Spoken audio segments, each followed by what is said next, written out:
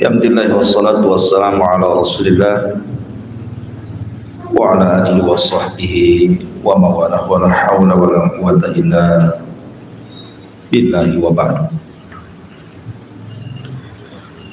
Baik, kita lanjutkan kajian kita, masih membahas kitab Arba'in Nawawi,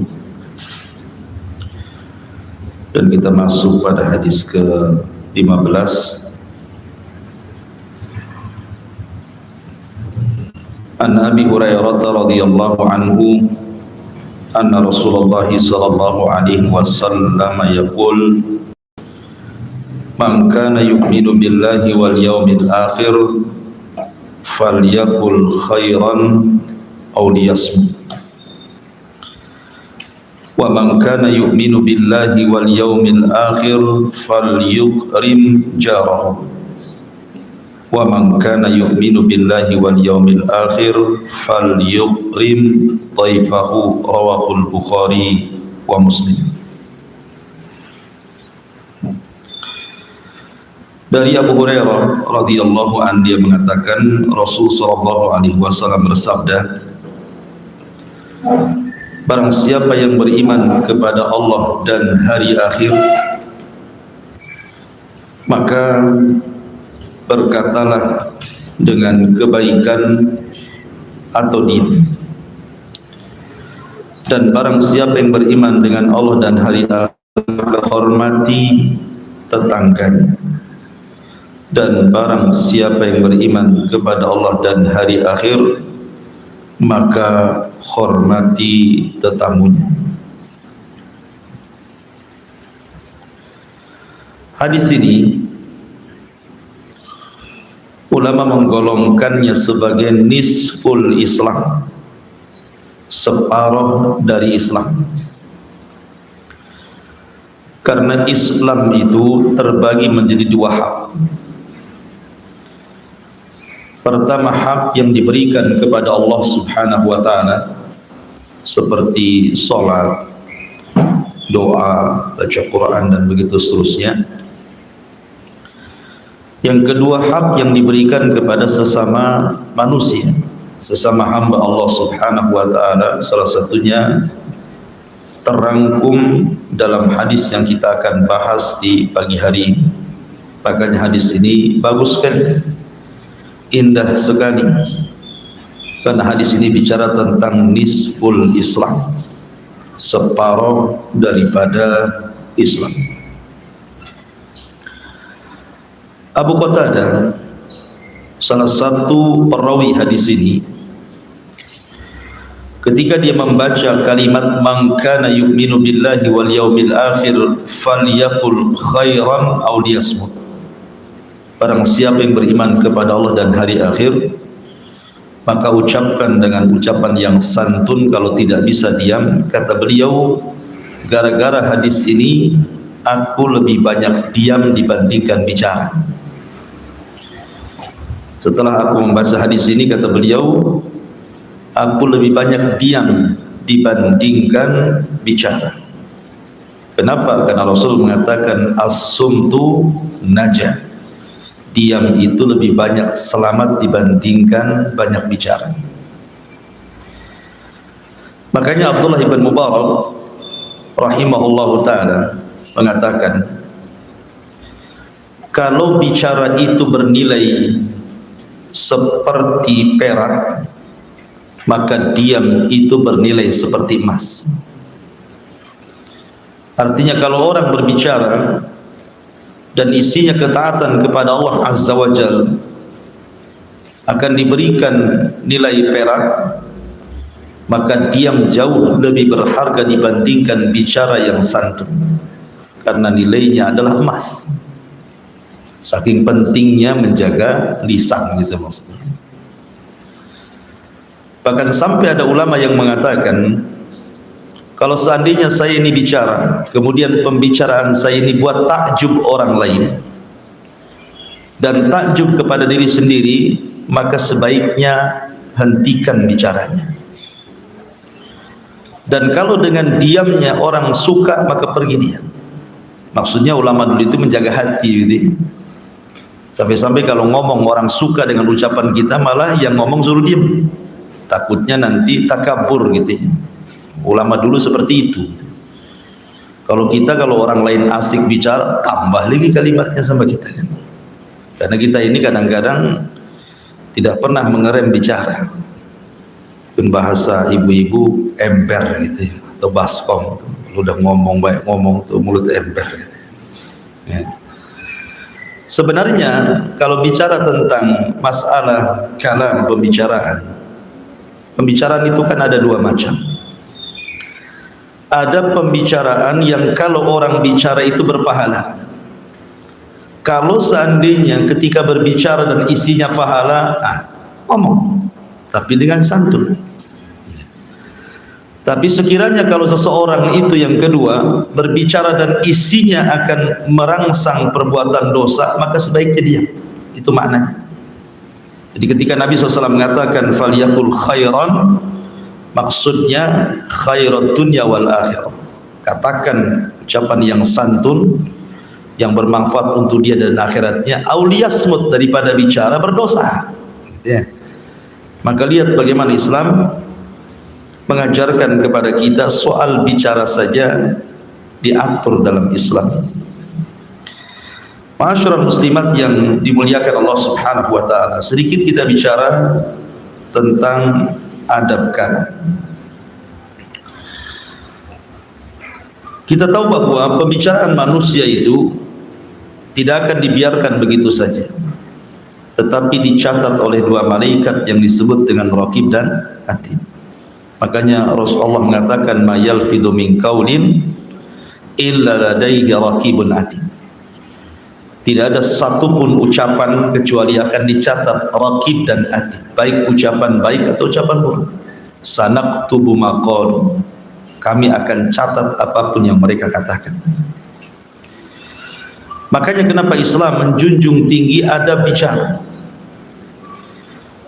Kita lihat bagaimana perkataan para ulama dulu atau para sahabat Nabi SAW, para tabi'in, para tabi'ut tabi'in, banyak sekali untayan-untayan nasihat soal bicara itu. Disebutkan salah satunya, berkata Salman ibn Daud, maksudnya Sulaiman ibn Daud, Nabi Sulaiman putra Daud alaihi salatu wassalam, dia mengatakan, in kanal kalam min fiddatin fasukutu min dhahabin. Persis seperti yang dikatakan Abdullah ibn Mubarak tadi saya katakan di awal. Kalau seandainya ucapan itu bernilai perak, maka diam itu bernilai emas. Kemudian Abu Bakar Siddiq radhiyallahu an pernah kemudian memegang lisannya, kemudian mengatakan hadzal ladzi awradanil mawarid. Inilah yang menjadikan seseorang akan masuk ke dalam jahannam. Lisan inilah, kata Abu Bakar, yang menjadikan orang itu tidak bisa melewati sirat titian, maksudnya masuk ke dalam jahannam. Abdullah ibn Mas'ud radhiyallahu anhu mengatakan wallahi alladzi la ilaha illahu ma syai'un ahwaj ila tuli sijni min lisan. Demi Allah yang tidak ada sesembahan yang berhak disembah kecuali Allah Subhanahu wa taala. Tidak ada sesuatu yang paling berhajat seseorang memenjarakan dari anggota badannya melebihi memenjarakan lisannya. Saking bahayanya lisan gitu ya. Sampai Abdullah bin Mas'ud mengatakan seperti itu. Kemudian juga Abu Darda radhiyallahu anhu mengatakan ta'allamus sumtah kama ta'allamunal kalam. Belajarlah diam sebagaimana kalian belajar bicara. Kemudian berkata Umar bin Abdul Aziz rahimahullahu ta'ala, beliau mengatakan tentang bahayanya lisan, beliau mengatakan man ja'ala dinahu irdatan lil khusumat aksar tanakul. Barang siapa yang menjadikan agamanya digunakan untuk berdebat, maka orang ini pasti tidak akan istiqomah ya. karena lisan ini mudah menggelincirkan orang, itu maksudnya. Dan banyak lagi perkataan para sahabat Nabi SAW dan juga para ulama lainnya tentang bahaya lisan ini. Nah, di antara bahaya lisan itu yang termasuk afatul lisan yang disebutkan oleh para ulama, jangan sampai seseorang itu satu, berdusta, yang kedua ghibah, yang ketiga menyebar rahasia orang, yang keempat mencela dan melaknat, yang kelima ucapan yang tidak ada faedah, yang keenam berdebat, yang ketujuh syahadatuz zur, bersaksi dengan saksi persaksian palsu, yang kedelapan intihar al-fuqara wa du'afa wal yatam, membentak fakir miskin dan anak-anak yatim, yang kesembilan alman, menyebut-nyebut pemberian seolah-olah tidak ikhlas, dan yang kesepuluh at-ta'nu fil ansab, mencela nasab atau bangga dengan nasab. Ini semua dosa besar dan ini semua keluar dari lisan, ya. Hindari ini 10 perkara ini dosa besar. Sampai-sampai 10 perkara ini disebutkan di dalam kitab Al-Kabair, dosa-dosa besar, yang dikarang oleh Al-Imam Al-Zahabi rahimahullahu ta'ala. Di zaman Nabi SAW ada seorang yang bertanya kepada Rasul, "Ya Rasulullah, inna fulanatan taqumul laila wa tasumun nahar wa tasaddaqat bi fuduli amwaliha wa taf'al walakin tu'dhi jiranaha bilisaniha." Rasul, saya ini punya tetangga seorang wanita, Masya Allah, sholat malamnya tidak tinggal, puasa sunnahnya tidak tinggal, sedekahnya rajin, berbuat baiknya luar biasa, tapi lisannya pun tidak pernah dia menyakiti tetangganya. Bagaimana menurutmu wanita seperti ini? Lihat bagaimana pertanyaan orang ini kepada Rasul menyinggung soal wanita, karena biasanya dosa lisan itu kebanyakan dari wanita, ibu-ibu, ya, dosa lisan itu. Maka dicontohkan di sini seorang wanita, bukan laki-laki.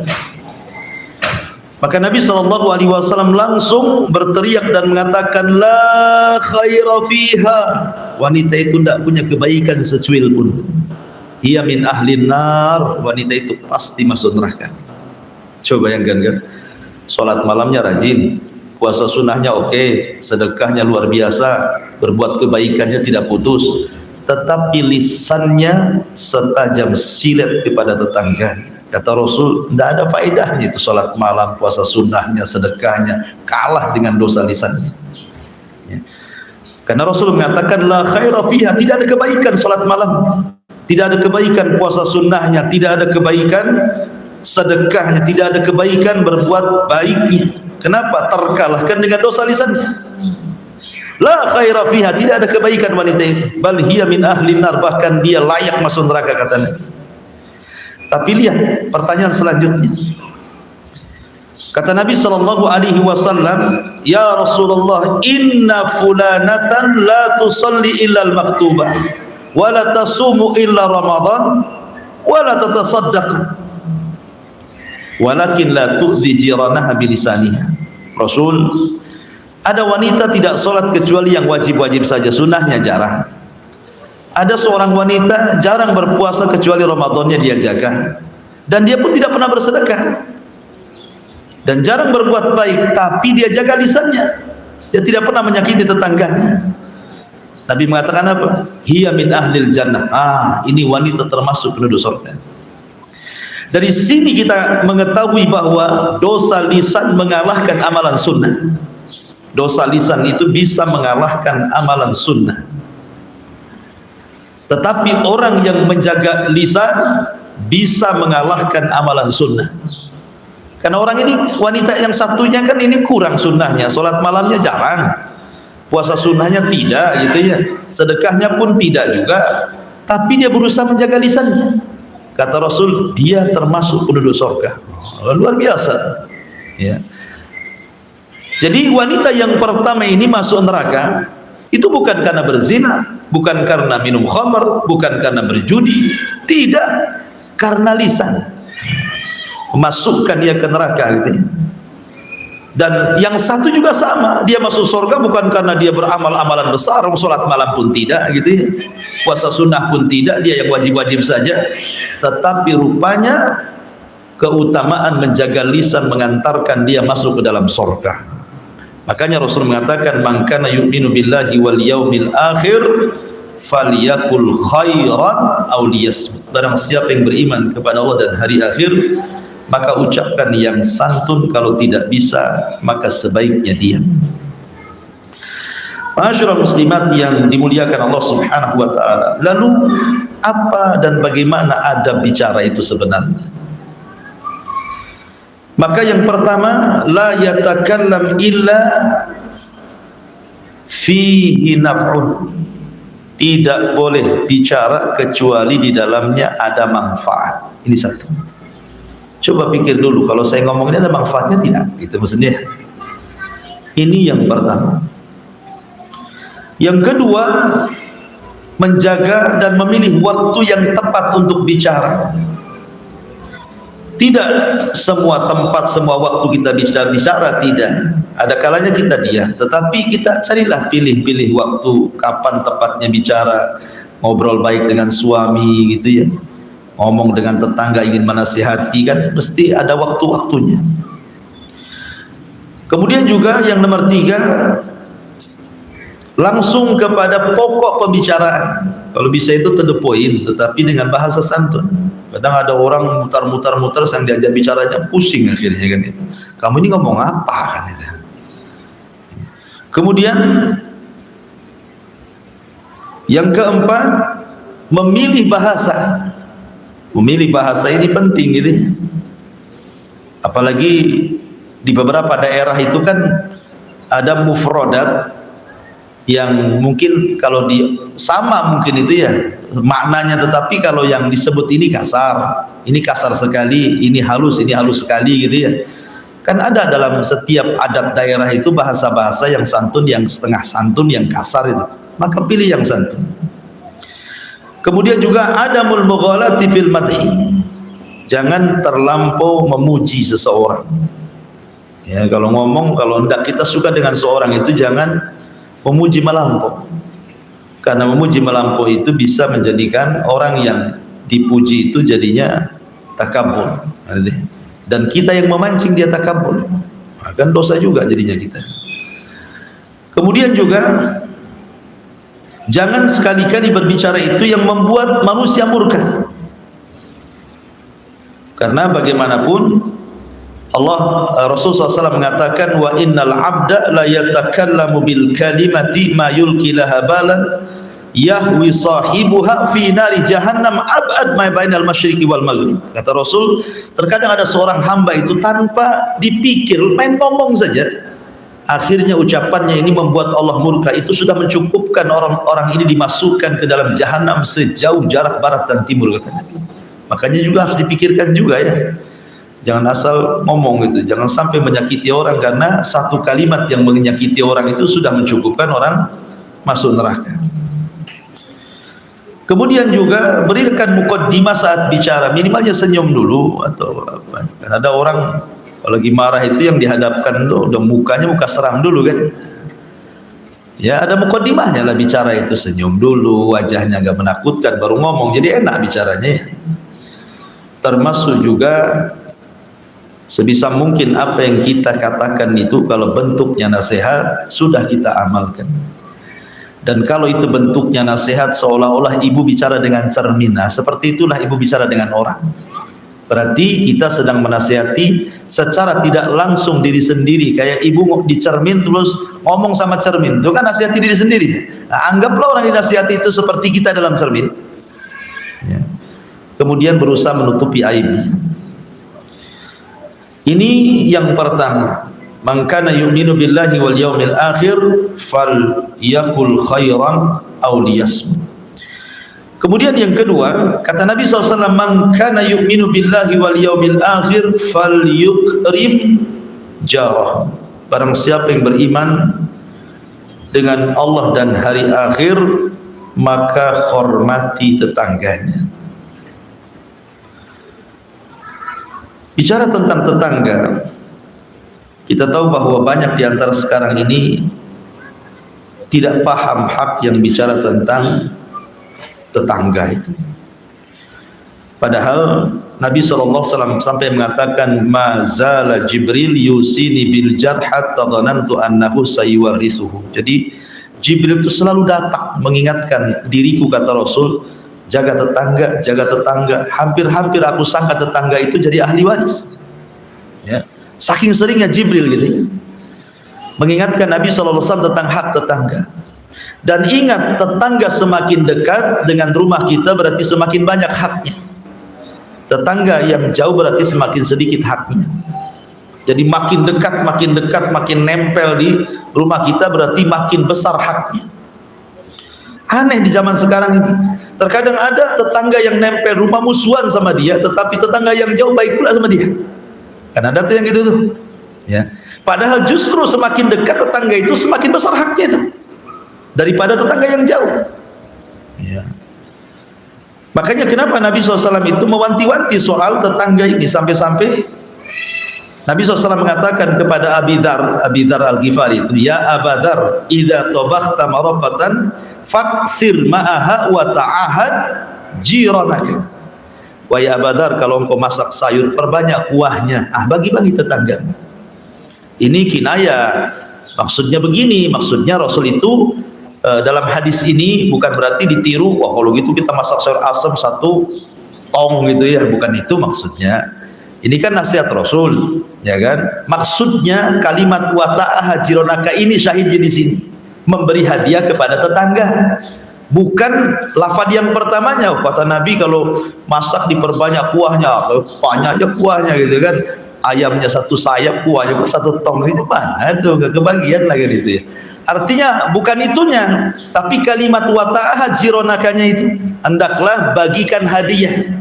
Semakin sering memberikan hadiah kepada tetangga, semakin dicintai tetangga. Yakin Bu?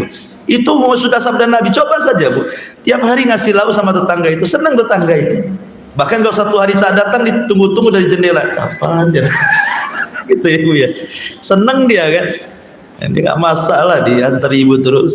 Artinya bahwa semakin dekat semakin hak besar. Makanya tetangga itu kan dibagi 3 kata Rasul. Ada 1 tetangga yang memiliki 3 hak. 2 ada tetangga yang memiliki 2 hak. 3 ada tetangga yang memiliki 1 hak. Ini harus paham. Ya. Pertama, tetangga yang memiliki 3 hak. Kalau 1 dia kerabat kita dan dia seorang muslim, berarti 3 hak yang diberikan kepada dia. Hak tetangga, hak muslim, hak kerabat. Yang kedua, ada tetangga itu memiliki 2 hak. Kalau dia tidak ada hubungan kerabat tapi dia seorang muslim, berarti dia punya hak, 1 hak tetangga, 2 hak muslim. Kemudian yang ketiga, ada tetangga itu punya 1 hak saja. Kalau dia bukan muslim, bukan kerabat, berarti tetap dia punya hak yang disebut dengan hakul jiran. Kalau dia orang kafir, ya, dia kafir, bukan kerabat, bukan muslim, berarti tetap dia punya hak, namanya hakul jiran, hak bertetangga. Seperti apa contohnya? Wa yamnaunal ma'un, jangan mencegah kalau tetangga itu pinjam sesuatu, kasih. Ya, umpamanya punya tetangga non muslim, dia pinjam periuk, dia pinjam ini, dia pinjam itu, kasih. Wa yamnaunal ma'un, jangan sampai kita mencegah tetangga meminta sesuatu, karena itu bagian daripada para pendusta agama. Dan itu sebakhil-bakhilnya, yang bakhil itu ketika tetangga pinjam sesuatu ibu tolak, berarti ibu itu orang paling bakhil di dunia. Karena yang remeh saja ibu nggak mau ngasih, gimana pula pinjam uang? Pinjam kuali aja nggak dikasih, gimana pinjam uang 1 juta? Kemana-mana alasannya. Ya. Jadi tetangga itu terbagi menjadi 3 tadi, dan semakin dekat semakin besar haknya. Termasuk juga jangan merobek hak bertetangga, karena dosanya besar. Ya, makanya ketika Nabi SAW bicara tentang dosa zina, ya kan, dosa zina, kata Nabi SAW, berzinah dengan halilah tijari, dengan orang yang ada hubungan tetangga gitu ya, dengan berzina dengan yang tidak ada hubungan bertetangga itu dosanya beda. Ya. Umpamanya tetangga dengan tetangganya selingkuh gitu ya. Daripada seseorang kemudian berzina dengan yang rumahnya jauh, ya beda kota atau beda desa atau beda perumahan gitu ya. Maka beda dosanya. Kenapa? Karena orang yang berzina dengan sesama tetangga dua dosanya. Pertama dosa zinahnya, yang kedua merobek hak tetangga. Tapi kalau berzina dengan orang lain ya mungkin dosa zina saja kan itu dapatnya. Tapi kalau sudah bertetangga itu ada hak tetangga, jangan dirobek di situ. Hak bertetangga, makanya dari dosa saja sudah tampak. Ma'asyiral muslimin yang muslimat yang dimuliakan Allah Azza wa Jalla. Aisyah radhiyallahu anha qalat, dia mengatakan, "Qultu ya Rasulullah, inna li jarataini fa ila ayyihima ahdi." Rasul, saya ini punya dua tetangga. Ini kira-kira kemana hadiah yang saya harus berikan karena cuma satu. Kemana nih saya berikan hadiah ini? Maka Nabi SAW mengatakan, ila aqrabihima, cari yang paling dekat. Nah, umpamanya ini ibu rumahnya di sini, ini tetangga yang nempel kopel di sini, yang paling dekat inilah yang dikasihkan. Jangan yang jauh dulu, yang dekat dulu. Nah, kalau bisa punya jadwal, itu lebih baik lagi. Hari ini yang di sini, besok sini, besok sini, besok sini, nanti balik lagi ke situ. Nah, itu lebih baik lagi pakai jadwal gitu ya. Kemudian tetangga ini kan bermacam-macam. Ada tetangga bersebelahan rumah, itu juga tetangga. Ada tetangga fisuk di pasar, ibu jualan di sini, nanti tetangganya jualan sebelahnya, itu juga tetangga ya. Kemudian ada aljar fil mazra'ah, di kebun, ini kebun ibu, ini kebun sebelahnya, itu pun tetangga ibu tuh ya. Kemudian juga aljar fi ad-dirasah, ketika belajar rasa kayak gini nih kan, sebelahnya itu tetangga juga tuh, sebelah-sebelahan itu kan. Kemudian juga ada aljar fi al-maq'adi al-markabati, ketika ibu naik di bus di mana gitu kan, sebelahnya ada orang duduk, atau di pesawat, nah itu pun dianggap tetangga, ada haknya ya. Jangan kemudian main ambil kursi, naik pesawat, naik apa gitu kan, sengaja barang pula ditaruh di kursi sebelahnya, padahal tiketnya cuma satu kursi itu. Nah, itu nyakiti tetangganya lah kan gitu. Kasih, memang ini hak orang lain. Sengaja tuh biar orang itu duduk sebelah sana gitu kan. Nah, kalau kosong kan alhamdulillah dapat dua kursi ya, bisa lah tidur saya. Itu orang kayak kan ada tuh orang kayak gitu itu ya. Dia nggak tahu hak bertetangga orang kayak gini nih. Ya. Jadi tetangga itu ada juga aljar fil amal. Ya, tetangga dalam bekerja di kantor, ya kan, itu juga disebut tetangga. Jadi memang tetangga itu bermacam-macam. Taib. Di antara hak yang paling besar kepada tetangga itu, pertama raddus salam. Jangan lupa menjawab salam. Kalau tetangga mengucapkan salam, jawab. Ya. Kemudian yang kedua, ijabatud dakwah. Kalau ngundang, datang. Jangan sampai tidak datang. Ya, itu penting itu. Dan yang paling penting lagi, kaful adha. Kaful adha anhu. Jangan membalas keburukan tetangga dengan keburukan. Sabar. Nah, itu paling penting. Jadi kalau tetangga ngomong apa-apa, ibu diam sajalah. Itu paling besar haknya. Sebab bu, kalau ibu bertengkar dengan tetangga bu, itu bisa tahunan tengkarnya itu. Dan bukan hanya antara ibu dengan dia, bisa keturunannya pun ikut-ikut bertengkar. Yang nggak ada kaitan-kaitannya itu ikut tengkar. Kenapa? Karena hari-hari ketemu. Ketika hari-hari ketemu itu sakit hatinya itu tajaddud, jadi berubah-ubah, jadi memperbaharui lagi kan. Jadi malas, akhirnya biasa lewat depan biasa saja, akhirnya lewat belakang rumah lalu balik jadinya. Ya kan? Jadi kalau bisa sabar, sabar itu lebih baik, dan itu hak yang paling besar, kaful adha. Ya. Kemudian tahammul adha, tahammul adha iljar tadi. Kemudian kaful adha artinya kaful adha itu tidak menyakiti, dan sabar ketika tetangga menyakiti disebut tahammulil adha aljar. Kemudian juga tafaqqud, biasalah seseorang itu kehilangan, kalau nggak ada tetangganya kehilangan, kok nggak nampak kemana gitu ya. Nah, itu juga termasuk adab juga ya.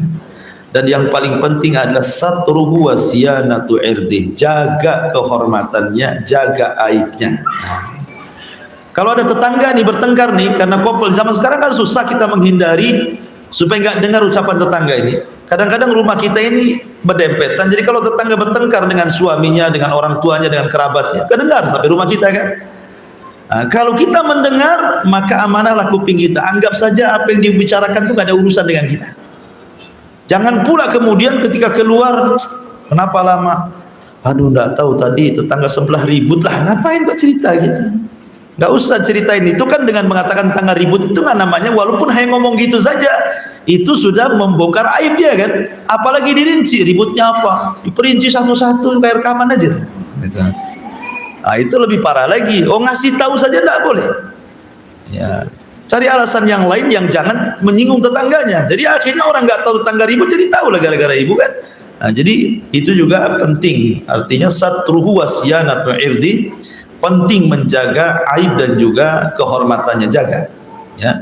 Kemudian al-ihda ilaihi wa mawaddatihi, kasih hadiah dan cintai tetangganya. Baik. Kemudian yang ketiga, kata Nabi SAW, man kana yu'minu billahi wal yawmil akhir fal yukrim dhaifahu. Barang siapa yang beriman kepada Allah dan hari akhir, maka hormati tetamunya. Masyurul muslimat yang dimuliakan Allah Azza wa Jal, bicara tentang tamu. Tamu itu datang bawa berkah, bukan datang bawa sial. Apalagi tamu itu dia seorang musafir, orang jauh maksudnya. Datang ke ibu bertamu, berarti tamu itu mau berkah karena doanya orang musafir itu mustajab. Ya. Dan kewajiban ibu memberikan hak kepada tamu itu 1 hari 1 malam. Kemudian sunnahnya 3 hari. Kalau sudah lewat 3 hari itu tergantung ibu lah, kan gitu ya. Tapi yang wajib itu 1 hari 1 malam. Ibu harus ngasih penginapan bagi dia kalau memang kayak orang dulu. Orang dulu kan kayak di desa-desa itu kan nggak ada hotel kayak kita. Di Batam kan ada hotel kan, enak lah. Tidak harus mesti diinapkan di rumah lah kalau ada tamu orang jauh kan. Bisa saja kita sewakan hotel. Ya, tapi kan kalau di desa-desa kan nggak ada penginapan. Berarti harus disediakan tempat tinggal. Kemudian dikasih makan yang sewajarnya lah dalam 1 hari 1 malam, itu wajib hukumnya, Bu. Kalau tidak ibu berdosa. 1 hari itu sajalah, sewakan hotel atau kasih makan, yang penting udah 1 hari itu selesai. Kalau memang di rumah tidak ada kamar lagi. Nah, adapun hari kedua dan hari ketiga itu sunnah hukumnya. Kalau ibu berbuat baik berarti dapat pahala, kalau tidak pun maka tidak berdosa kan gitu. Kalau sudah hari ketiga lebih, ya itu kembali kepada kita. Ya.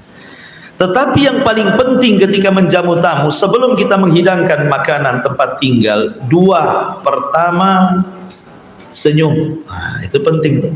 Ya. Yang kedua ramah tamah dulu. Oh, alhamdulillah, masya Allah, mabruk. Nah, macam-macam lah, puji dia kan itu ya. Baru setelah itu kasih makanan. Ya. Jadi itu ketika menerima tamu yang pertama kali senyum dulu. Nah, kata Rasul, tabassumu kali akhika sadaqah, senyum. Biar senang gitu tamu itu. Berarti kedatangan dia tidak menjadikan ibu susah. Kan kadang ada tamu itu, pernah ada seseorang cerita begini. Seorang syekh cerita. Ya. Jadi syekh ini punya kawan, cerita kawannya ini bawa tamu, ceritanya ingin dibawa pulang ke rumahnya. Ingin dibawa pulang ke rumahnya. Lah cuman waktu itu tidak bawa handphone, sehingga tidak memberitahu istrinya bahwa tamunya akan datang gitu ya. Bahwa hari itu akan ada tamu, karena lupa dia tidak bawa handphone. Ketika sampai di rumah, tamu ini kan belum masuk nih. Kemudian suaminya ngomong sama istrinya, tadi abang bawa tamu, ada apa kira-kira? Tiba-tiba istrinya marah.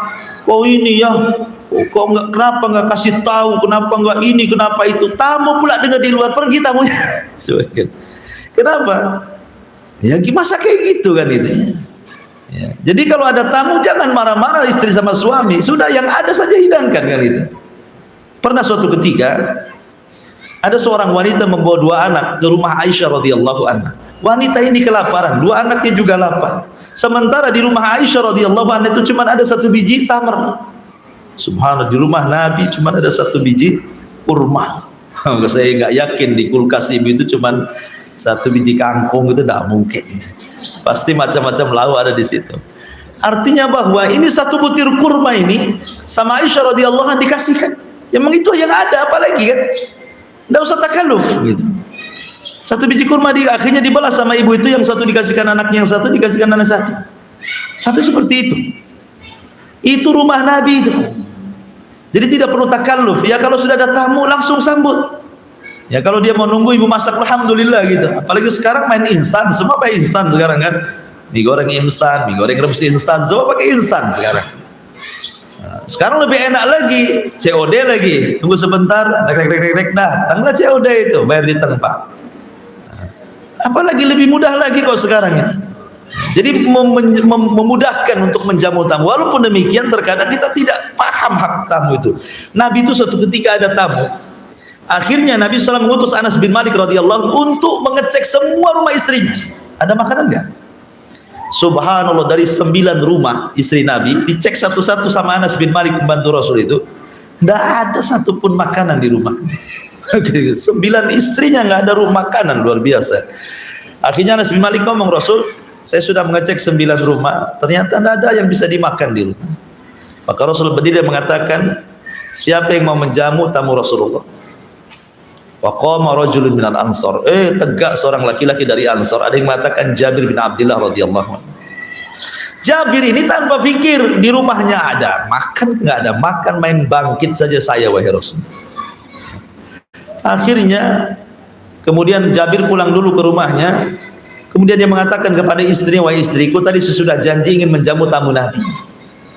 Hal indakum syai'un, adakah sesuatu yang bisa dimakan? Kata istrinya, tidak ada, illa qut sibyan, kecuali makanan untuk anak kita. Ya. Tetapi suaminya mengatakan, ya sudah, kalau memang itu qutus sibyan, itu makanan untuk anak, begini saja. Nanti sebentar lagi tamu akan datang, kau buat anakmu capek, kau buat main sehingga lupa dia lapar sampai tidur gitu. Nah, dibuat supaya kayak gitu. Supaya jangan ingat makan. Gimana caranya? Terserah kamu, pandai-pandai kamu lah kan itu. Nanti kalau tamu datang karena malam-malam kan itu peristiwanya, kamu pura-pura aja benerin lampu itu, kau tiup lampunya, bilang aja lampunya rusak, biar tamu jangan lihat gitu. Sampai seperti itu loh, sahabat itu membuat siasat gitu ya, karena tidak ada apa-apa yang bisa dimakan. Sementara kalau tamunya melihat cuma ada makanan sedikit kan bisa saja tamunya nggak enak kan gitu. Tapi gimana Jabir itu supaya tamunya enak? Dia ngomong sama istrinya, buat anakmu tidur, bagaimana caranya? Jangan dimakan. Buat lampu itu mati, bagaimana caranya supaya tamu tidak melihat kita. Sampai seperti itu menghargai tamu itu sahabat tuh. Jadi akhirnya kemudian malam itu dia menjamu tamu. Besok harinya Nabi SAW turun wahyu kepada Jabir bin Abdullah radhiyallahu wa yu'thiruna ala anfusihim walau kana bihim khasasah. Begitulah sifat para sahabat, mendahulukan orang lain padahal dirinya sendiri sangat memerlukan. Sampai seperti itu ya. Sahabat itu menjamu tamu. Taib. Adapun berkaitan dengan adab masalah memuliakan tamu ini. Pertama, saya sebutkan dulu keutamaannya. Satu, keutamaan menjamu tamu itu sababun linailit taufiq minallah. Ibu akan mendapatkan taufik dari Allah Subhanahu wa ta'ala. Ingat ketika Nabi SAW mendapatkan wahyu, kemudian melihat Jibril dalam bentuk asli, kemudian ketakutan luar biasa kan. Akhirnya Khadijah radhiyallahu anha menghibur Nabi kan, dan mengatakan, orang sepertimu tidak akan dihinakan Allah. Kenapa? Karena salah satunya karena engkau suka jamu tamu kan, itu ya perkataan Khadijah kepada Rasul itu. Artinya orang yang menjamu tamu tidak akan dirugikan hidupnya, tidak akan dihinakan Allah, sebagaimana perkataan Khadijah kepada Rasul, wallahi la yuhzikallahu abada, orang sepertimu loh tidak mungkin dihinakan Allah. Kemudian Khadijah menyebutkan kebaikan Rasul sampai menyebutkan wa tuqrim dhaif, karena engkau suka menjamu tamu. Maka orang yang suka menjamu tamu akan dapat taufik dan tidak akan dihinakan Allah. Yang kedua, sabab lidukhulil jannah. Jelas itu sebab masuk surga. Karena ada hadis Rasul yang mengatakan, ya ayuhan nas Abshus salam wa at'imut ta'am wasalu wasallu wan nasu niyam tadkhulul jannata bisalam. Kata Nabi SAW, wahai manusia, sebarkan salam, kasih makan. Kasih makan ya maksudnya bisa ke fakir miskin, bisa ke anak yatim, bisa ke tamu gitu ya. Kemudian sholatlah dan manusia tertidur, kamu akan masuk surga dengan selamat. Jadi memberikan jamuan kepada tamu salah satu sebab surga. Dan ini khutbah pertama Rasul ketika sampai dari Makkah ke Madinah. Ini khutbah pertama yang Rasul katakan, wahai manusia, sebarkan salam, kasih makan, sholatlah, di saat manusia tidur kalian akan masuk surga dengan selamat. Kemudian yang nomor 3, sebab mendapatkan kamar-kamar khusus di surga. Bukan hanya masuk surga, dapat kamar lagi di surga. Ketika Nabi SAW menyebutkan tentang kamar surga yang terbuat dari cermin yang bisa dilihat dari luar dan dalam gitu ya, kemudian orang-orang menyangka bahwa itu khusus untuk para nabi. Kata Rasul, bukan. Kamar-kamar itu dikhususkan pertama liman atobal kalam, bagi orang yang santun bicaranya, sama tamu santun ya. Kemudian wa it'am at-ta'am, memberi makan tamu, fakir miskin dan yang lain. Wa shalla lillahi bil laili wan nasu niyam, salat di malam hari sementara manusia sedang tertidur. Maka kata Nabi SAW, 3 perkara ini seseorang bisa mendapatkan kamar-kamar indah di surga. Termasuk juga yang keempat, menjamu tamu salah satu adalah perkara yang sangat mahbubun ilallah, sangat dicintai oleh Allah Subhanahu wa ta'ala. Di antara adabnya satu, anna haqqad dhiyafa salasata ayyam, hak tamu itu 3 hari, wajib 1 hari, 2 harinya sunnah. Tapi ada yang mengatakan bahwa ini hak ahlil qura, artinya yang dimaksud tamu itu tidak semua tamu. Maksudnya tamu, dikatakan tamu itu kalau datang dalam jarak safar, itu disebut tamu, Bu ya.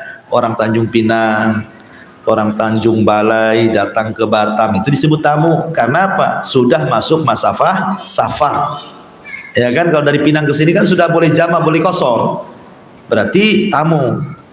Kalau tetangga dua tetangga 2 rumah bukan tamu datang ke ibu ya.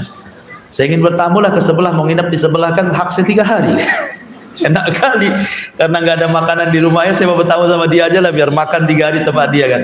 Bukan tamu 1 Batam, ini Batam bukan tamu. Tamu itu yang ada jarak safar maksudnya, itu disebut tamu namanya ya. Kemudian yang kedua, alla yatakallaf al-mudhib li dhaifihi ma laysa indah. Jangan membebankan seseorang kepada tetamunya apa yang dia tidak miliki. Jadi tidak perlulah seseorang itu istilahnya karena tidak punya apa-apa akhirnya tidak mau jamu tamu. Tidak maulah, janganlah ke rumah saya. Alasannya nggak ada apa-apa di rumah ya kan. Jangan, datang saja gitu. Apa yang ada itulah yang ibu berikan. Tidak usah takalluf gitu kan ya. Makanya Nabi SAW ketika bertamu kepada rumah Abu Haitham ibn Tiham bersama Abu Bakar dan Umar, dia datang. Kemudian Abu Haitham itu kan karena tamunya orang besar, Nabi, Abu Bakar, Umar, ini kan tamu hebat-hebat kan.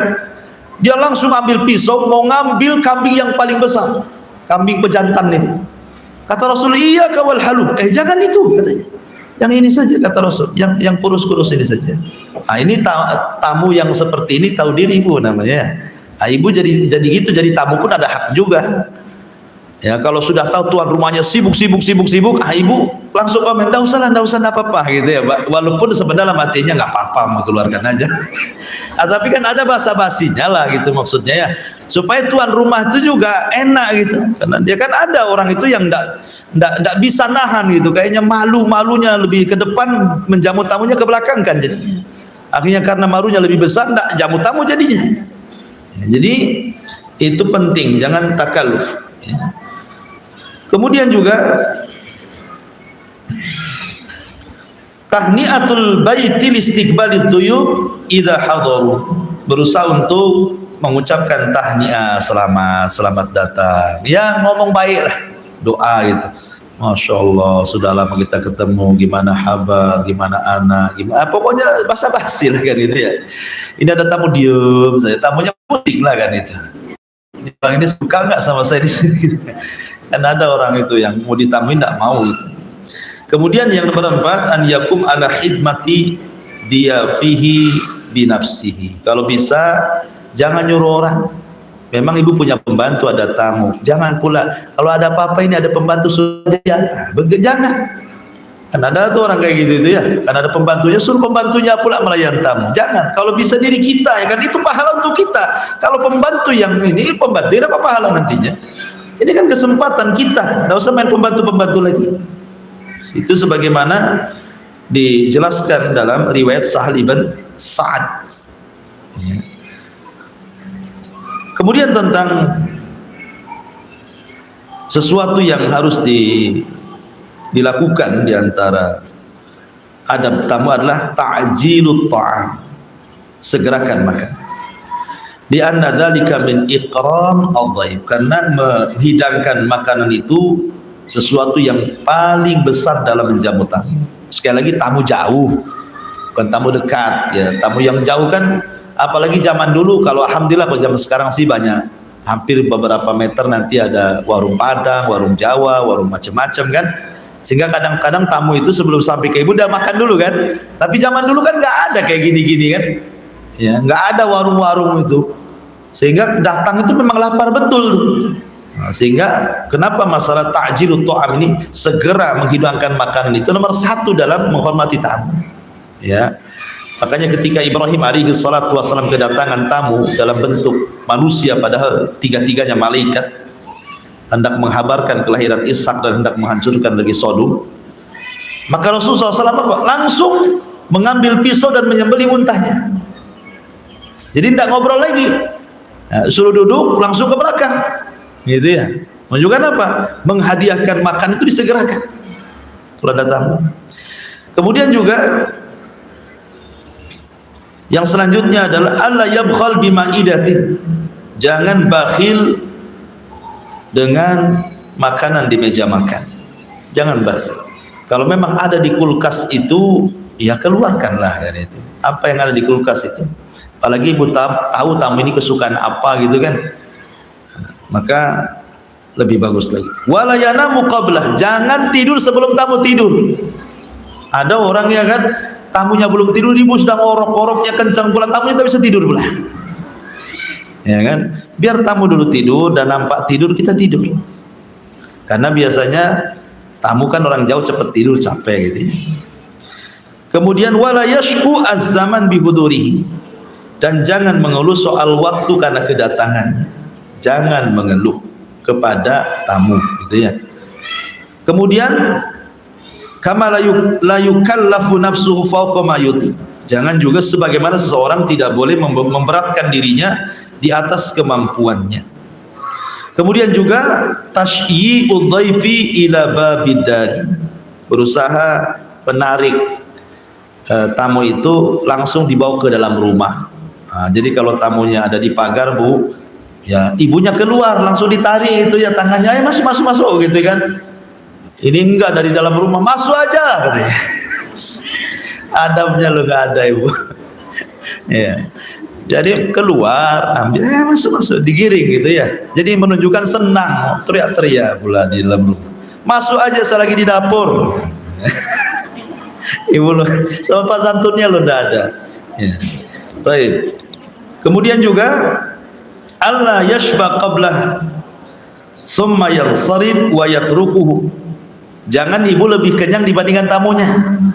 Ibu masak banyak, ibu pula yang paling congok situ. La haula wala quwwata. Ya, jadi kalau tamu, biarkan tamu, dia tengok lauk yang disukai, biarin aja. Ibunya sudah suka nih, udah begadang-gadang, kalau nggak diambil tamu, alhamdulillah. Nggak apa-apa, lirik-lirik aja. Tapi biarkan dulu tamu makan. Ya, sekali tamunya pula lebih congok gitu. Habis pula stres ibu. Tahu gitu saya sembunyikan di dapur. Ya. Jadi jangan sampai tidur kenyang sebelum tamu kenyang. Jangan berpaling dari tamu sebelum tamu selesai makan. Ya. Jadi terkadang orang itu kadang-kadang simpel aja. Udahlah makan ya, saya tinggal dulu ya. Nah, kan ada tuh yang kayak gitu tuh. Nah, enggak, jangan begitu. Tunggulah, entah ibu tunggu di kamar kah, tunggu di mana. Yang penting ibu jangan, takutnya ada apa-apa. Nanti lagi makan ikan banyak duri, keselak, pusing dia kan gitu. Ibu nggak ada di situ. Jadi jangan sampai kemudian meninggalkan tamu sampai dia betul-betul selesai makan. Kemudian juga kama qala Ats-Tsauri, idza zadaka akhuka fala taqul lahu atakul. Sufyan Ats-Tsauri mengatakan, apabila saudaramu, tamumu ziarah kepadamu, jangan kau katakan mau makan, jangan. Atasyrab, mau minum, jangan. Tapi sediakan makan, sediakan minum. Soal dia mau makan mau minum urusan dia. Tapi jangan ditanya. Ya, ini kan kebiasaan kita kan tanya kan. Udah makan? Kalau udah makan alhamdulillah, tak robek lah dompet nih. Jadi jangan sampai ngomong begitu. Ini kata Sufyan Ats-Tsauri, kalau datang tamu jangan pernah katakan atakul, mau makan. Nah, enggak, sediakan makan saja. Soal dia mau makan mau enggak terserah dia. Ya. Nah, ini juga salah satu adab juga ya. Adab tamu yang disebutkan oleh Sufyan Ats-Tsauri rahimahullah taala. Adapun tentang hadis Nabi SAW tentang masalah tamu, Nabi SAW mengatakan, inna li zauriki alaika haqqan, sesungguhnya kepada tamumu mereka punya hak.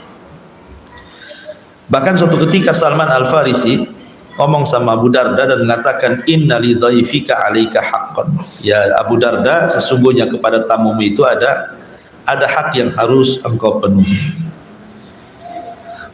Wallahu alam, ini diantara keterangan singkat dari hadis ke-15. Makanya kenapa begitu indahnya Islam ini sampai ulama menggolongkan hadis ini separuh daripada Islam.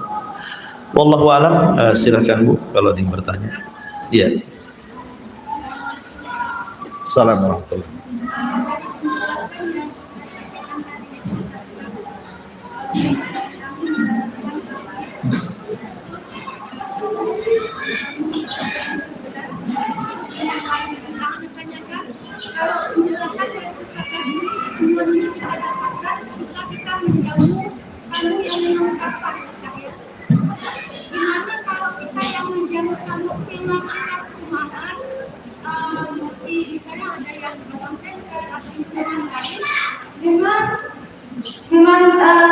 Mereka itu jauh dan istilahnya kalau rumah kita itu lama gitu. Apakah pahala yang kita dapatkan itu sama dengan hadis yang meninggal? Ya alhamdulillah, hadis-hadis tadi kan umum, memberi makan pada siapa saja, menjamu seorang maksudnya begini, tamu yang dikatakan punya hak, kalau kita tidak menjalankan hak kita berdosa, itu maksudnya tamu yang sifatnya memiliki masalah safar jauh. Karena di zaman dulu tamu-tamu itu memang mereka kalau safar kan capek gitu ya, nanti sampai perlu istirahat, perlu makan, perlu apa kan, zaman dulu kan. Tapi kalau zaman sekarang kan dipermudah, kadang-kadang tamu ini nginep sebelum sampai ke rumah kita. Banyak tamu itu yang nggak mau membebankan orang yang ditamuinya. Terkadang dia sudah sebelum sampai ke rumah dia sudah nyewa hotel sendiri tuh. Kan banyak tamu yang gitu itu kan, karena tidak mau memberatkan. Makanya tamu-tamu akhirnya sebelum kita datang itu dia sudah di hotel dulu. Saya sudah di hotel katanya kan. Ya kata ibu, alhamdulillah sudah di hotel. Jadi maksudnya begini, kalau memang secara umum berbuat baik itu pasti berpahala. Secara umum ya kan, ngasih makan, senyum, ngomong baik, ngomong santun, ngasih tempat, itu semua sama pahalanya. Cuman ada hak yang lebih ditekankan kalau memang sifat tamu itu memang mendesak untuk kita memberikan hak. Seperti tamu jauh itu kan memang mereka butuh hak sama kita kan, butuh tempat tinggal, butuh makan. Ya. Tapi sekarang mau tamu mau dekat mau jauh pun kadang-kadang mereka segan dengan kita. Makanya kalau kita berbuat baik sama tamu, pasti dia akan ingin bertamu terus sama ibu tuh. Ya kalau kita baik. Tapi kalau kita jahat satu kali, sekali aja bertamu tuh. Sekali aja tidak akan mau lagi. Ya, kalaupun mau paling tidak mau bertamu lagi. Sebentar aja dia pergi lagi. Gitu kan. Jadi orang itu kan Kama tadinu tudan, biasa seperti itu. Sebagaimana engkau melakukan orang seperti itu, maka orang pun akan diperlakukan seperti itu juga. Ya, kalau kita jahat, maka orang pun akan jahat sama kita. Sama saja soal pahala itu. Wallahu a'lam. Iya.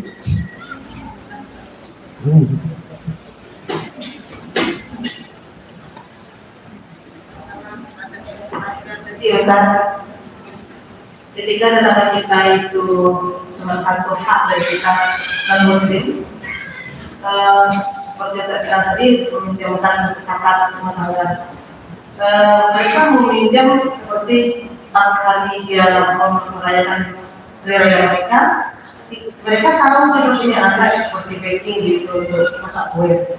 Yang ditawarkan mana tahu mereka memasak ada yang halal di dalamnya, termasuk itu merayakan hari raya mereka. Bagaimana kita untuk meminjamkan barang mereka? Iya, alhamdulillah. Nggak apa-apa, pinjamkan saja. Karena kita ini sedang memberikan hak, bukan mendukung acara tersebut. Karena kan tetangga-tetangga tertentu non-muslim, mereka kan tidak selalu. Justru waktu-waktu tertentu saja kan mereka itu butuh kan. Ya, jadi kita memberikan itu bukan karena mendukung acara, tidak. Tetapi karena kita ini bertetangga dengan dia, nggak enak kan itu. Soal kemudian tetangga ini non-muslim makan babi, makan yang haram-haram gitu, makan anjing gitu ya, umpamanya. Nanti dia masak pula di kewali kita. Dalam Islam itu, Rasul pernah di Khaybar. Khaybar itu kan daerah Yahudi, dan mereka biasa makan daging, ya, daging babi gitu kan. Nah, kata Nabi SAW, kalau memang tidak ada lagi kecuali inaknya mereka, bejananya mereka, pakailah setelah kau cuci 3 kali. Artinya dengan dicuci 3 kali, sudah nggak ada lagi kan. Nah, apalagi kalau seperti jilatan anjing, jelas tuh, ya kan, 7 kali dengan 8-nya dengan tanah, selesai, hilang tuh najisnya. Dan kalau terlampau takut ibu gandakan dua-dua, sendok 2, satu untuk tetangganya, satu dipakai sendiri. Nah gitu. Kuali 2 khusus, ibu punya 1 lemari itu dikhususkan untuk tetangga saja. Kalau takut seperti itu kan buat kayak gitu. Kalau memang Allah berikan rezeki, ibu bisa beli 2-2. Tapi kalau memang tidak bisa, nah, dan tetangga ma'ruf itu makanannya, ya pas datang barang itu cuci saja lah. Kan habis dicuci hilang najisnya. Apa masalahnya? Nah, cuman karena was-was saja ibu ini kan. Was-was saja jadinya akhirnya nggak mau sama tetangga gara-gara itu jadinya. Padahal dia tetap punya hak minimalnya, walaupun tetangga yang non muslim itu tidak tertarik dengan dakwah kita, jangan sampai dia mencela kita gitu ya. Dia memang tidak masuk Islam, tapi jangan sampai mencela Islam. Gak apa-apa dia nggak masuk Islam, tapi minimal memuji orang Islam. Senang saya punya tetangga orang Islam itu ramah, enak-enak kan gitu ya jadinya kan. Akhirnya apa, dakwah tersebar, memang nggak dia masuk Islam, tetapi dengan ngomong begitu enak jadinya. Apakah gara-gara saya kafir ya tetangga saya? Itu sudah, ya, itu gara-gara ibulah dia yang celak jadinya. Nah, jadi nggak apa-apa, pinjamkan saja. Sikap kita pinjamkan karena takut masuk pada wayam naunal maun tadi. Wallahu a'lam. Ya.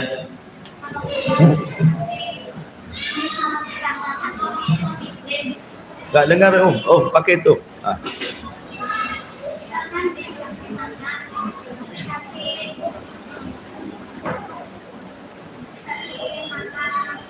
Di tes dulu.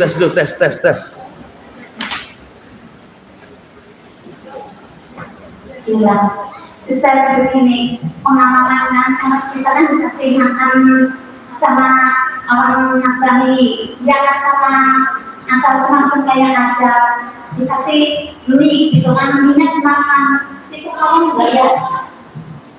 Oh, tetangga non muslim. Iya, kan ada sama teman saya semakin kayak ada juga orang Nasrani, terus dimakan. Kita kan ada yang bilang itu kan sering makan babi, anjing. Itu maksudnya itu jadi makan itu jadi makan jalannya itu. Karena ada kebanyakan orang itu nggak mau dibuatnya sama dia itu alasannya sama mereka itu di jalannya itu sering kena babi, apalagi itu. Iya. dalam orang itu. Kalau kita enggak, pikirannya kita dicuci menurut kita. Iya. Jadi pertanyaannya, boleh enggak dikasih makan mie dari tetangga kemudian kita makan? Ya, tapi asalnya semacam kayak ada. Iya, paham. Iya. Ya, alhamdulillah. Makanan itu ada dua. Ada yang sifatnya sembelihan, ada yang sifatnya non sembelihan. Kalau sembelihan, Bu, kalau sembelihan memang makanan ahli kitab itu halal selama dua syarat. Pertama, disembelih dengan menyebut nama Allah bukan nama Isa. Yang kedua, disembelih syar'i di lehernya, gitu ya. Kemudian ada pun non sembelihan tidak ada masalah. Ini non muslim ngasih telur mentah, ngasih mie mentah yang nggak ada unsur sembelihan di situ. Kalau nggak ada unsur sembelihan, makan aja lah, selama zatnya halal. Tapi kalau sudah ada sembelihan, ada ayamnya, ada daging kambingnya, ada daging sapinya, nah itu kan menyangkut sembelihan. Kalau sudah ada daging-dagingan tuh, ya. Berarti kalau sudah daging-dagingan, berarti lihat siapa yang ngasih. Kalau yang ngasih orang di luar daripada ahli kitab, maka nggak usah dimakan. Ya. Atau ahli kitab tetapi ibu ragu-ragu syubhat, ya nggak usah dimakan. Tapi kalau tetangga ngasih buah-buahan, makan aja lah buah-buahan kan. Karena Nabi SAW juga memanfaatkan khazainul Lat wal Uzzah, memanfaatkan pembendaharaan harta yang di sekitar patung Lat dan Uzzah, dimanfaatkan sama Nabi. Tapi makanannya tidak dimakan sembelihannya. Nah, jadi kalau berkaitan dengan sembelihan saja. Adapun tentang masalah kata orang dia suka makan daging babi, ini kata orang betul enggak kan itu? Jangan kata orang saja. Kalau memang betul, ya ibu cuci sajalah. Nah, kalau memang dia makan, ada makanan dikhawatirkan minyaknya minyak babi, ya terima saja, tak usah dimakan. Ustaz kalau sudah kemakan, ya sudah kemakan, gimana pula? Apalagi sudah seminggu, gimana? Ya kan sudah makan, ya sudah, Bu, ya, udah kenyang pun, tapi jangan berharap lagi kapan dia kasih katanya. Baik, Ustaz, kalau ada tetangga pinjam beras, terus saya bilang tidak usah dikembalikan. Ternyata selang beberapa hari dikembalikan. Bagaimana Ustaz dengan kejadian ini? Sementara beras itu kan termasuk benda riba. Tidak. Beras ini memang terjadi khilaf. Apakah komoditi riba itu hanya tertera dalam hadis Nabi SAW, gandum, kurma, garam gitu ya. Apa juga kemudian menyeluruh kepada beras dengan kias gitu ya. Pertama lihat akadnya, ini kan akadnya ngasih hadiah. Ya nggak usahlah ambil aja, itu kan hadiah, ibu ngasih hadiah kan. Pertanyaannya ini, Ustadz kalau ada tetangga pinjam beras, tapi ibu nggak mau minjamkan, mau menghadiahkan saja kan, bahasanya kan. Berarti akadnya akad hadiah. Nggak ada akad pinjam meminjam di sini.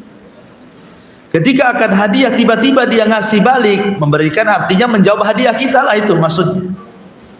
Ya terima saja kan itu, karena akad kita nggak minjamin. Kalau dia kemudian mengembalikan, ya anggaplah itu kebaikan dia kepada kita. Tapi kalau di akad awal pinjam kemudian dikembalikan dengan beras, ya selama, ya kalau memang ini masuk pada komoditi riba karena kias beras dengan gandum, maka kita tahu bahwa sesama komoditi riba itu pertama harus mislan bimislin yadan biyadin, harus kontan, yang kedua harus sama beratnya. Tapi kalau ini beras ini dimasukkan kias, tapi bagi yang tidak memasukkan beras pada komoditi riba, ya tidak masalah, yang penting sama beratnya walaupun tidak kontan. Kalau memang dipinjamkan sekilo, ya balik sekilo gitu ya, itu maksudnya. Wallahu a'lam. Baik, cukup Bu ya, kita tutup. Subhanallah hamdika. Satu lagi, sila.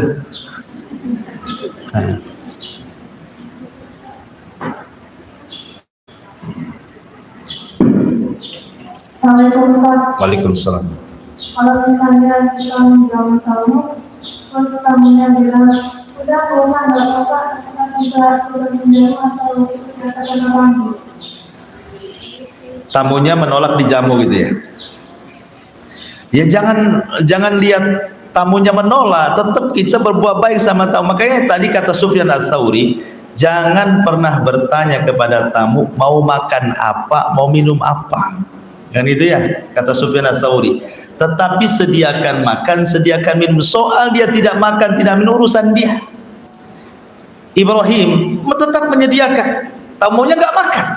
Sudah disediakan makanan enak sama Nabi Ibrahim, tidak ada satu tamunya yang makan, tidak makan daging, tidak minum. Ya gimana malaikat tamunya? Ya kan, kan malaikat tamunya menjelma manusia, tapi Ibrahim tetap itu menyediakan tuh semua makanannya. Lihat makanan pun tidak malaikat, yang dilihat wajahnya Ibrahim. Ketakutanlah Ibrahim ini. Oh, dikasih makan yang dilihat wajahnya, dikasih minum dilihat wajahnya. Sementara Ibrahim sudah tua, ini tamu muda-muda, jangan-jangan jahat kan itu ya. Akhirnya kemudian baru tahu setelah itu malaikat. Tapi lihat adabnya di sini. Udah kasih aja semua. Toh kalaupun tamu pergi ya kita juga yang makan tuan rumah. Masih bisa dimakan sendiri gitu ya. Kalau memang tidak habis sedekahkan ke tetangga, fakir miskin. Gak ada masalah. Jadi kewajiban kita tetap menjamu tamu. Soal tamu itu, oh nggak usah itu basa-basi dalam hatinya, nggak apa-apa gitu itu. Gitu ya. Dan kalau bisa terbaik Ibu ya, terbaik. Maksudnya begini, ini tamu jauh nampaknya haus ini. Ibu kalau orang cerdas itu pasti Ibu bisa memperkirakan.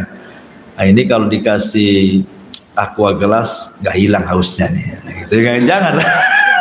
Ini harus dikasih jus ini kan gitu ya. Jadi kalau orang cerdas kan dia akan tahu kondisi tamu ini suka apa kan. Nah, ini enggak, tamu paling ini aqua gelas ya kan? Makanannya goreng bakwan, aduh gitu. Baik, subhanallah bihamdika asyhadu an la ilaha illa anta astaghfiruka wa atubu ilaik. Allahu ta'ala. Assalamualaikum.